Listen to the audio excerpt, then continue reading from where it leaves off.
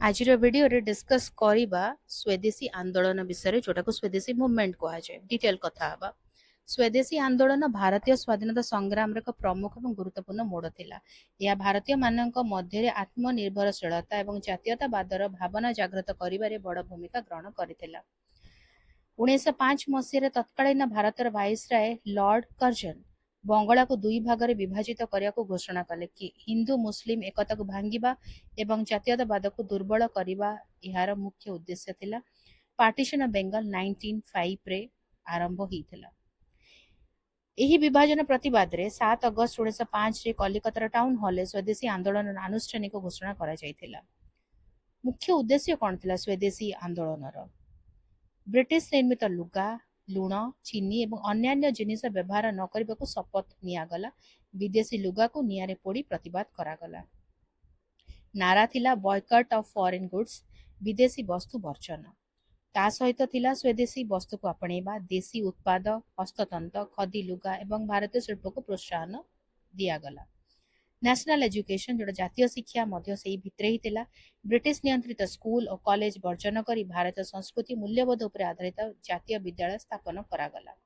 नेतृवृंद नहीं थिले को माने यह आंदोलन नेतृत्व मुख्यतः लाल बाल पाल, लाला राजपत राय, बाल गंगाधर तिलक, विपिन चंद्र पाल एवं अरविंद घोष ग्रहण करथिले। तिलक नारा स्वराज मोर जन्मसिद्ध अधिकार यही आंदोलन को आहुरी तीव्र करथिला। ओडिशा रे स्वदेशी आंदोलन प्रभाव कौन थिला? उत्कल गौर मधुसूदन दास को भूमिका रे स्वदेशी शिल्प को प्रोत्साहित करने कटक रे उत्कल टैनेरी एवं ओडिशा आर्ट वेयर स्थापन करथिले, जहा स्वदेशी चिंताधारा एक उत्कृष्ट उदाहरण थिला। कटक पुरी बालेश्वर संबलपुर आदि स्थान रे सभा समिति करा जाई विदेशी लुगा वर्जन और स्वदेशी लुगा व्यवहार पर लोकों को सचेतन करा जाइथिला। परवर्ती समय गोपबंधु दास आखिगोपाला ठारे सत्यवादी वन विद्यालय स्थापन कर जातीय शिक्षार प्रसार करथिले। आंदोलन महत्व आउ फलाफल कौन थिला?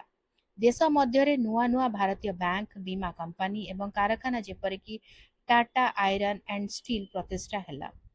प्रथम थर पर बहु संख्यार महिला और छात्र समाज राजपथ को ओह्लाई आंदोलन में भाग नहीं। बंग भंग रद्द हैला 1911। जन आंदोलन चापर पड़ी ब्रिटिश सरकार 1911 मसीह बंग भंग निष्पत्ति को प्रत्याहार करने को बाध्य होते। यह आंदोलन परवर्ती समय महात्मा गांधी नेतृत्व में होता असहयोग और भारत छाड़ आंदोलन दृढ़ भित्ति प्रस्तर स्थापन करथिला।